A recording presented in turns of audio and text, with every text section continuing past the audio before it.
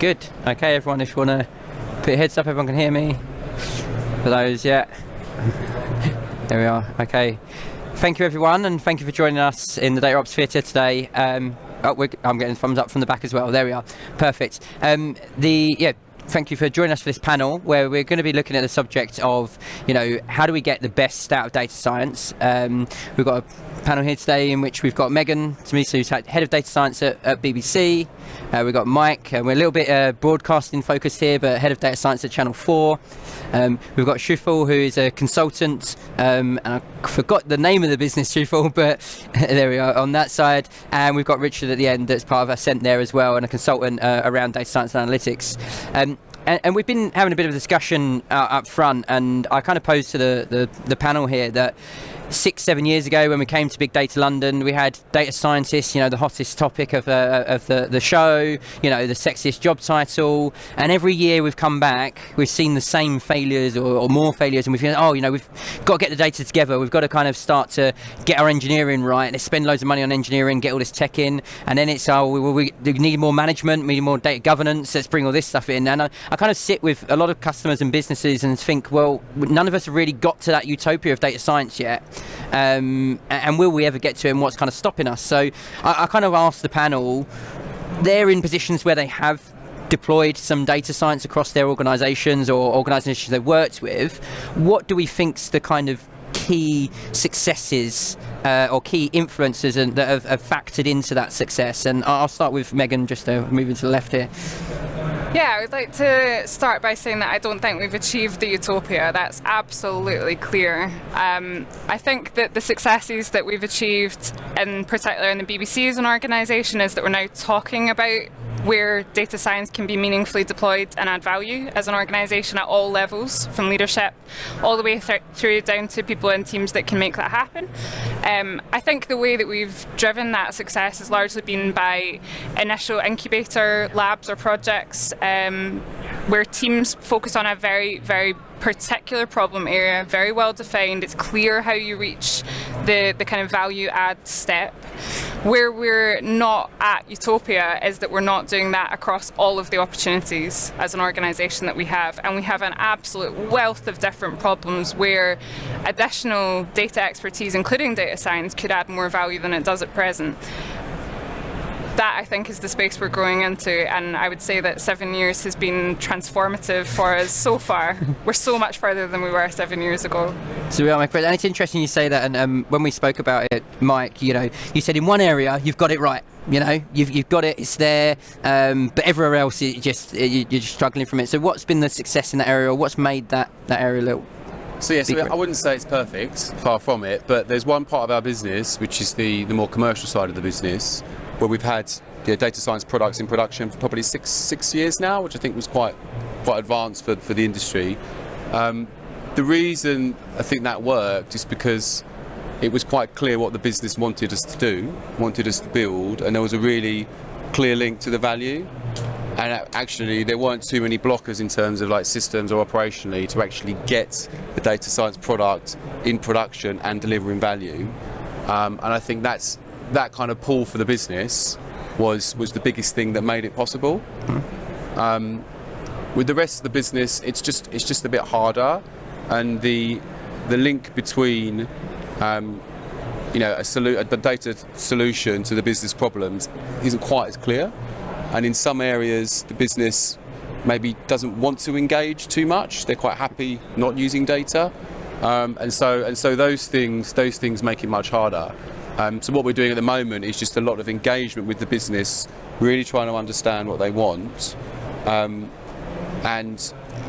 trying to come up with probably simpler solutions than we would like to build to actually satisfy those needs. So that's the real focus for us at the moment. Just simplifying it, focus on those just small things, because what you don't realise as a data scientist is that the business's understanding of what is feasible or what can be done or what you even mean, right, by a data product, when literacy is quite low and there isn't that culture, it's a chasm.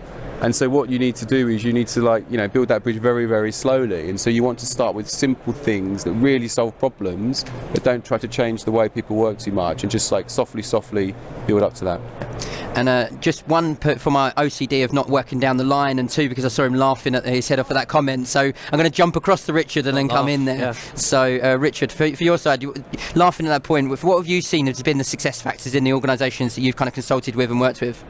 Yeah, no, I think it's a good question, and I think you started off by saying we haven't really seen, I guess, the value promised, right? Because data science promises a lot, and maybe the hype in the space promises two things: the value that can be delivered, and perhaps more dangerously, the ease at which we can all achieve the value. You just kind of hire a team of data scientists and wonderful things happen, basically, right? So, and I think we've seen successes, but they're kind of anecdotal, like splashes of brilliance, right? So you get a good thing that happens here and a good thing that happens there. But exactly to Michael's point, where I was laughing, it's a really opaque area, I think. So business stakeholders you find it very difficult to engage, I think, right?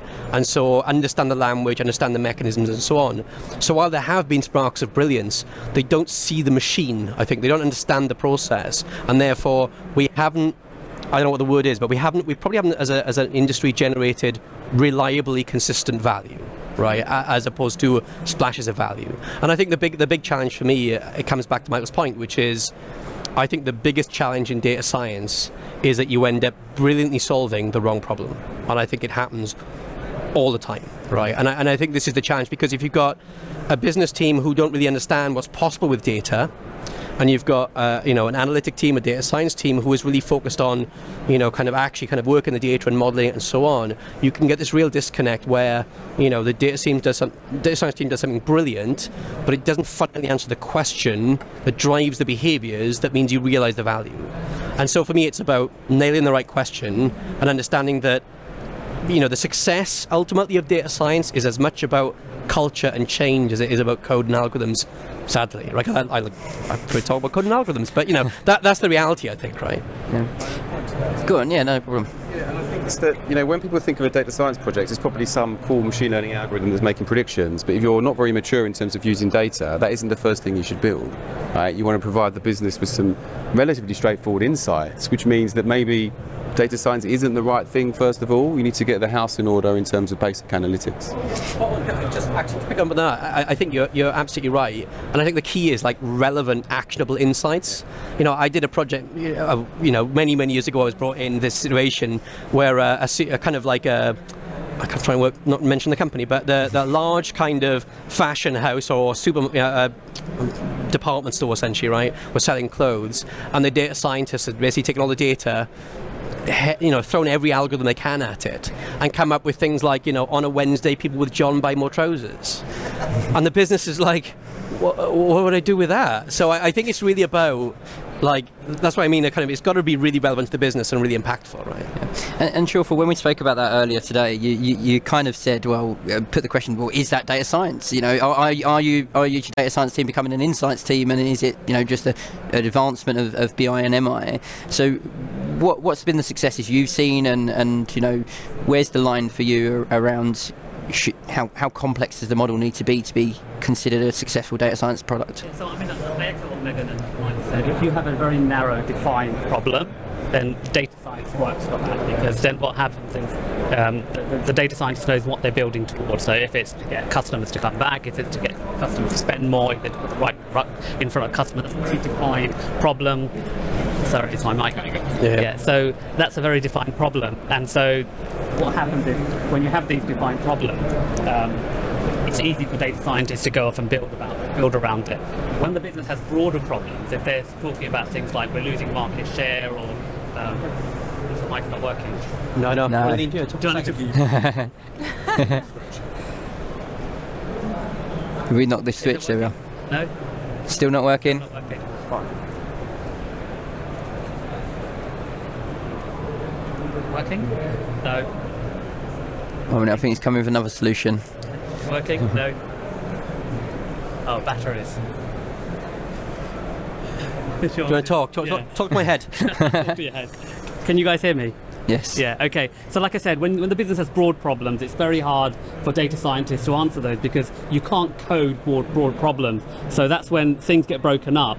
But what happens is when things get broken up, they fit into divisions or departments or teams within a company. So you might build a churn model for marketing, you might build a recommendation system for the platform, but the people at the top, the senior execs who've paid or invested in this, aren't getting what they want. They're like, well, how has this helped me improve market share or reduce cost or whatever that they want to do? So you end up in that situation. The other thing I think is what you talked about is, are they data scientists or data analysts? And one of the things that I have seen in some of my clients is that they never allow data scientists to do R&D, and the nature of R&D accepts failure. So you get a lot of like the big companies, the Facebooks, the Amazons, the Netflix, they talk about, test fast, fail fast, and move on, okay? And you don't see that in big corporations because that's not a culture that they have. If they're going to launch a product, they will plan this, to the nth degree, look at their research, and then launch the product. And now you're asking for a team to come in who could spend weeks, if not months, working on something and come back with a failure and say, this didn't work. I mean, we are currently in the process of something, and what the company expected, what my client expected, the numbers aren't matching up to what they expected. Now, instead of seeing it as a failure, they need to see it as a learning that what they have done has not succeeded. But I can guarantee that the client's boss will be like, well, what was the point of bringing in a consultant to tell us it didn't work, right? But the point is, it didn't work. You didn't know that before. Now you do know that. You can hopefully make a decision and move on. Yeah, and we'll come back to the point about the board and the senior levels getting exactly what they're asking for or getting the value themselves. But I want to touch upon that point you just made there around the failure, and the failure point. For you, Megan, Mike just spoke about innovations. We take that approach. You said, we're starting to get buy-in. We're trying some stuff. How important is that kind of the kind of research, R&D, the kind of like playground approach to data science?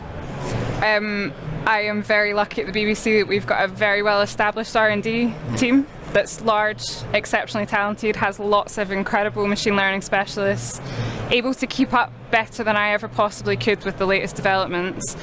But that's not enough to then drive innovation that reaches our audiences or reaches our products. So what we find we need to make sure is that people that are working within the part of the organisation that I'm managing data scientists within is the freedom to spend a bit of time on innovation. And for me, that's about making sure that they have time on a consistent basis as part of their routine week to spend time on innovation. Now that can be your traditional 10% time, but that could also be collaborating with a group of people on a workshop and ideating with them and trying to figure out what new problem spaces are available. It could be collaborations and secondments from individuals at universities, for example, where they bring in great experience from their PhD project and they start to apply that in your space. But I think it needs to be part of the everyday fabric of how you do data science, is that you build in a proportion of time that is allowed to be the kind of throwaway projects, which you don't need to succeed every time. You don't need every single one of the ideas that's going through that process to be valuable and reach success. You want there to be just this churn of, well, what are the ideas available to us, which one of those do feel like they've got a bit of something behind them, and then transition through into the everyday and make that part of what you do within the rest of the developer's time. Mike, when earlier today when we were talking about that point of there, I threw open the question about AutoML, right? There's lots of AutoML businesses software out there. They're growing in popularity. And Mike, your team use one of these products, and you have an interesting take on it. So could you just talk us back through on what do you use it for? So we use Data Robot, and we found that what it's best for is there's two things really, is exploring new ideas. So our team, the way we split our cycle of work, we have like 4 weeks off and 2 weeks off, and the junior team spent almost that entire time doing their own projects. So it's a lot of time they spend, and Data Robot was brilliant for that, because you can try something out very, very quickly to get an idea of whether it works. It's not automatic, right? Someone at the wheel driving it, but it gets you there very, very quickly to see if an idea is viable. And the idea is that if ideas are proven to be viable, then you put them into the roadmap, and you develop them as a POC and then as a proper project with stakeholder sponsorship. So that's how we do it. The other use case we find is for insights. So if you're building a model with one of these tools, and then you ask the model how it was made, what features it used, it actually gives you quite a lot of good insights. And for business users, analysts, that's a brilliant source of insights for what they're trying to do. So to almost build like a mock model with no intention of deploying it, and then just saying, well, what do the features do? What does it mean? What's it saying? And actually to use that to generate insights. So that's how we've used it. I don't see it as an automatic tool. It's a tool in the kit that you use to make yourself faster at what you do. And there are some applications where it's very vanilla ones where it's quite straightforward, and other ones are actually it's probably not the best way to go if there's more intricacies in how you want to set up the problem. But it's a good tool to have. And not quite sure we'll ever see that across the products piece of great for insight, But and Shorful, you agreed with that earlier today. You said that is there what's the future for AutoML and data science working together? Where does that fit in? I mean, there's one of the dangers of AutoML is that it takes the thinking away from the data scientist. I think like I said, as Mike said, if you do vanilla type solutions, and the AutoML is really good, it brings in you sort out your data pipelines, it brings in the data, runs the model, chooses the best model, and with the best fit, and then executes the outputs of that. But the problem you have is that in order for business to innovate, you have to be you have to invent methodologies. And so when we go to clients, they don't want to be like their competitors. They want to be able to approach it differently. And these tools don't really help. In fact, I get a sense that because they make things faster and easier, that you're going to end up with a breed of probably data scientists who don't actually know statistics and don't actually know coding. And so what happens is they run models without knowing what they are. I mean, one of the questions I always ask in interviews, someone says, I built a predictive model, and I said, which statistics did you use? And they'll go, it's a machine learning algorithm. Like, but what is the statistics? And they don't actually know what the statistics are behind it, but they built lots and lots of models, and it's quite dangerous because if you don't understand the distribution of the data, the types of data it is, you can't just run it. Just because a machine can run it, and it will run it, because now you have volumes of data where the assumptions are always met, that the machine will run it, but you may end up, I mean, like as Mike said, you could do insights with it, but when you deploy it, it may not give you the right findings that you need, or the right outputs. That last point, the same as if you use like sklearn algorithm, right? You might not necessarily understand the stats, you've just said fit the model and then you use it. So I don't think that is a problem with AutoML. That's a problem with people using machine learning algorithms and not understanding the stats. Code. Yeah. If you don't understand the scope and the assumptions behind a model, I mean, I'm a statistician by training, so every time someone mentions AutoML, it's like I can hear my lecturers telling me there's no such thing as a free lunch, right? So but I think it's really still about structuring the problem properly and actually be able to understand the assumptions and scope, so you don't apply it somewhere that it's harmful, right? And I think that's still the challenge for me. And so AutoML is interesting as a tool. I would say, I don't kind of use AutoML, but I used to use GAN modeling to actually find the same thing with features, right? Which is like, I include that as a linear term, that was a quadrat. So it's kind of been around, that thinking has been around for a long time. I just worry, I think you made the point there, Michael, about, we can't create things without understanding how they behave and then apply them to problems out in the wild and expect them to, you know what I mean? I think that's the problem. The way we saw it is like it was a way to make the data scientist role more about thinking and less about repetitive coding. Yeah. Like in writing code to encode features in this way or that way, like it takes time. You need code review and all this stuff.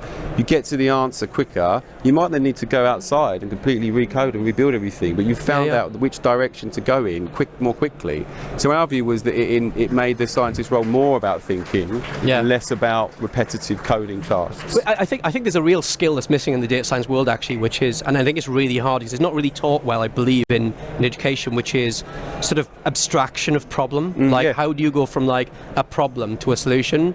I remember a few years ago we did this project around supply chain, and the obvious thing, we kind of brought into this project, it was like the obvious thing was just throw these algorithms at it and it will find the way and so on. No. But actually the supply chain was a really simple, like 7-8 step process, and fitting simple models to each point and structuring them properly gave a far better outcome, and you understood more about what was driving the time of a particular step in the process, as opposed to the build an algorithm step.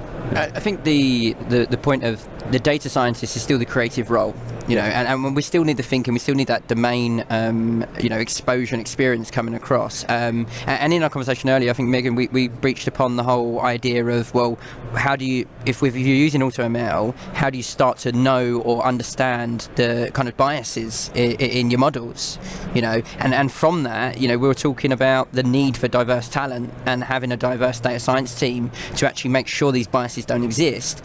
What's your take on that kind of paradigm between the two then?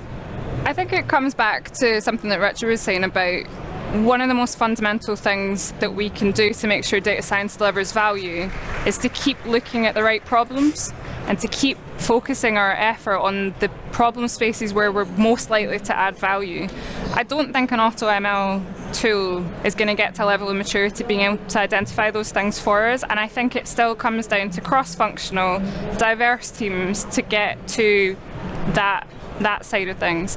And I think the diversity of those teams has to be a multifaceted thing. It has to be about functional diversity, people who can solve all of the problem end to end. It has to be about diversity of background, so you've got people who are able to ask the right questions and have insight into the domain and the problem space because they've lived it. And then it has to be a group of people who are not going to go off on their own without speaking outside or engaging outside of their team, and that's where I think the diversity of the people and the talent within the team becomes really crucial. But automating all of that? Nah, come on. Not yet. Oh yeah. Well, the thing is, and we were talking about the whole thing of like to get the value out of data science, you can't just have and I think Shorful, you said. In BI, in dashboard building, you can have one dashboard builder and they can build your product and they can deliver it, and then they can build another one and they can deliver it. But it's not the same for data science, right? We need a team. Yeah, I mean, you can find usually the unicorn who can do a bit of the data engineering, get the pipeline going, and sort of the machine learning stuff, and then actually experiment and R&D and do that. But typically, I would hope that the name that with science in it means that it's a collaboration, that they're going out to solve some problem that's novel, that needs to be solved, and they've done the listening. So I think where I have seen data scientists on their own, I've seen them leave very quickly.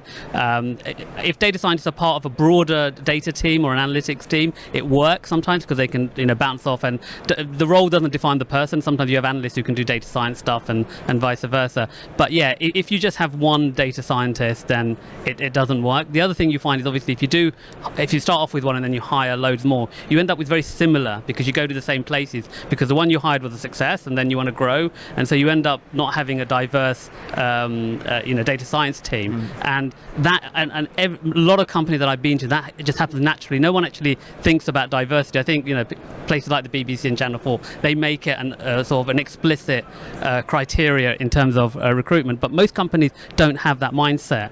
So they'll recruit based on what they see as success, and then you go in and you see all the data scientists are very similar in the way, and you're like, have you thought about the problem like this? And not one of them would have thought it like that, because they haven't got that different background, or they haven't worked in different industries to sort of bring that kind of perspective to it.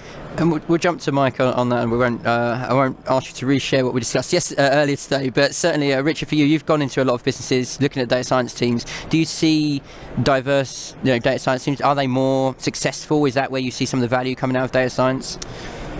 Yeah, I think so. I think there's a danger in the label, right? Because if you look at, so our team, we've got like 40 data scientists, but just using that one label to badge all these people is a bit weird, because there's people in my team I go to if I've got a geospatial problem. There's people I go to who, if I've got a specific technology problem, and so on. So I think that kind of diversity of skill sets is important to execute, depending on what sort of problems you want to actually go and find, right? So that's kind of one thing. I think your point is true as well, all over the place, right? Diversity of perspectives, right? I've worked with leadership teams who, frankly, the most diverse thing about them is they went to slightly different universities, right? I've seen that, right? And it's like, well, exactly say, when there's a problem that comes up, how on earth do you look at things from different perspectives if you've all got the same viewpoint? So I think that's really a really important thing as well. So no, I think in terms of and I've obviously kind of designed and structured data science teams. I think for me, it comes back again to what you're trying to achieve as a business. Therefore, what sort of team do you need? I've seen a lot of people who do a kind of like build it and they will come data science team, or we'll hire 10 people. Brilliant stuff will happen, and then all you end up with is a year later, people going, "God, that's an expensive team. What have they done?" And it's like, well, you've got to figure out from the business what they want to do first and where they want to be, and then actually structure a team that might be a specific type of data scientist, more of a data engineering focus. It's got to actually match up to the sort of use cases you're going to drive, and I think that's where there's a risk. I think. You said something interesting there about the cost that starts racking up and rolling up and takes from there. And Mike, I want to touch on that point with you. You know, what are you doing to try to get the ROI or to try and improve like to show the value that the products you have got productionized are producing? So with us, we had a kind of core set of products that we're still working with the commercial part of the business, which do generate, you know, a lot of value. And the thing we do is we get that team, their finance person, to verify that every year. So we have a number we can report and shout about. That is what the team's work delivers. And that pays for the team like many times over, which then gives us the space to actually experiment a bit more and sort of like try to expand our influence across the organisation. Apart from the value, whenever I talk to anyone in the business, I am super positive, enthusiastic about what we can do to sort of sell what's possible, even though we haven't done the work yet. And I think that's a massive part of it. You haven't done the work yet, and do you even know what the work is yet? Yeah, exactly. You know, coming back to Richard's point. So, no, but just as you're understanding it, you're just positive about the fact you can have a good impact and influence that area. Yeah. So at least, because we have a problem where, you know, there's a problem and they don't think to ask you, right? Because they don't know what's possible. So you have to reinforce that message over and over again with everyone. I think, Megan, you said you call your team marketeers, right? Yeah, I like to make sure everyone's got a bit of a marketing hat on, that they can get a project to a stage of development and then go out on the marketing round to make sure that people know what it is, they know why it's valuable. But I think on the value and how we're clear about whether people are adding value, to do data science in an organisation is a real privilege. It's a really cool job. You get to do very exciting stuff. You often get paid very well to do that stuff. And I think it's a real responsibility of everyone in that data community to acknowledge that and to make sure that when they're pointing themselves at a problem, they're not just doing it because it's a passion project that adds something to their experience at work. It's something that delivers value back to that organisation and that place that they're working in. And make sure that every time that they as an individual are engaging in a piece of work, they're doing so because they expect it's going to justify their place in the organisation and data science's place in our business. I think it's everyone's responsibility in the domain to do that. Yeah, I think. And Richard, on that note, because you talked earlier about the whole, answering the right question. You know, that's where you get the value, and those senior stakeholders. You know, what's the question that they want answered, not what the marketing team wants. They want to know about churn. I think Shorful just mentioned it a moment ago of those bigger business problems. Yeah. So and for both of you, Shorful and Richard, how as consultants do you ensure that the work you do for these customers delivers the value to that top level? So, maybe I'll start and then you can come in. But I mean, I think there's a real risk that data science projects can end up in kind of one or two areas. One is the kind of so what territory that we talked about earlier. You know, well, why is that important? But I think the other thing as well is I've seen a number of data science projects where a very popular outcome from data science is kind of like mild disappointment. Like, yeah, that's kind of interesting. I found a thing, doesn't really impact. So I think that this is where asking better questions is so important. You mentioned churn earlier. That's a classic, right? So what a great project for a data scientist, right? But how do you structure that problem? You could structure it as a predictive analytics problem where the outcome is I've got all my customers and I know that this person here, you're 62% likely to leave in the next 3 months, right? The problem is it suffers from so what? Well, what do I do with that? And it's like, well, surely a better question is how do we behave to retain our high value customers? And that's got a few more bits to it, but it's still a data problem, right? So I think that for me it's about making sure that you don't land on questions that are sort of a halfway house to what the business cares about. You actually are getting the right questions that you can go and answer. right? And so I think that's the kind of thing I try and focus on is, well, is this going to make an impact? Because if you just want a dashboard that shows some propensity stuff, well, that's great. What are you going to do with it? And if the answer is, well, look at it day to day, it's like, well, I think we'll do something else, right? I think earlier Megan called it the ta-da moment. We've got to stop doing the ta-da moment in data science, like, ta-da, here's look what we've done, it's a great model, and it's all this fancy stuff. And Shorful, you said that, sometimes the customers have liked the BI bit that you've put on the side. There was, why have we done this model? We kind of found a couple of things, and let's take a look at this. So how do you take on that? Yeah, so I think the actual process of data science, because a lot of the time with data scientists, they go and explore new data sets, or they try and access data in a way, or transform it into data where, a lot of businesses you go in, they look at their business through product lenses. So we've got product, we sell these many products or services, and then data scientists come in and they look at through a customer lens, they follow an individual through. And even simple things like saying, here are 4 groups of your customers. Suddenly the business is like, wow, we didn't know that. We've always seen it through, these are the people who buy Coke, these are the people who buy Fanta, whatever, Whereas now we're looking at people who drink casually, people who drink, regularly, people who shouldn't drink that much, that kind of stuff. And I think the other thing is, just following on from Richard's point, is that yes, if you build the churn model, it's great. Like I said, you can have all the propensity, but you should always ask yourself, and how does that lead to the business making money? So as a data scientist, you're like, okay, we built a churn model. Okay, so what does that do? That helps us retain more customers. Okay, so what does that do? Well, if they stay with us, we reduce cost in marketing, but we may increase revenue because they'll buy more. Okay, what does that do? That then adds to revenue numbers, right? Therefore, it adds to profitability. So I think data scientists always need to do that, because if they get to a point where they don't know why what they've done leads to what the business objectives are at the top, then it may be that project won't go much further than just building it. You've got to report back against business measures as well. If you do a churn project and you come in and you say, good news stakeholders, we've got an AUC of whatever, again, so what, right? You've got to basically say, well, this model means that we believe we can save between X and Y% customers, and that means X. We've got to finish up there. We're going to get the signs from the background, but and Richard, I know earlier you said to us that we could talk about this for hours on end, and how long we got for this. But I think one of the things that was interesting from the conversation is where we get value from data science, or the most value for data science, is the value is not coming from a particular ROI or a particular metric that we got for this one data piece that we've done over here. It sounds like we actually, as you said, take responsibility for ourselves as data individuals to work with the business to fix problems and make an impact and make sure that we're valuable from that. Because otherwise, we're potentially going into an economic downturn. Who knows where we're going to go from that? But you're asking for very expensive data science team, a potential tool to be used as an investigative tool, plus then a massive data engineering and governance to support it. So I think we need to think about, when we're getting value from data science, what's the impact we're making on the business. And it sounds like you've got to take that to the top, and you've got to start working with them, go market yourself, go sell yourself. And it sounds like from your guys' experience, that's what's been successful. So thank you very much, everyone. I think we've run out of time. We don't even have time for questions. And I know I've got a sign at the back to say finish. She's done it already. She's done it already. Yeah, is everyone fine? There we are, moment of time. So I was looking at you guys, so intrigued in the conversation. So look, thank you everyone. If you do have questions, feel free to come talk to the panel outside. We'll be over on the Eden Smith stand as well, over at 312, and come and speak to us about it more. But thank you very much.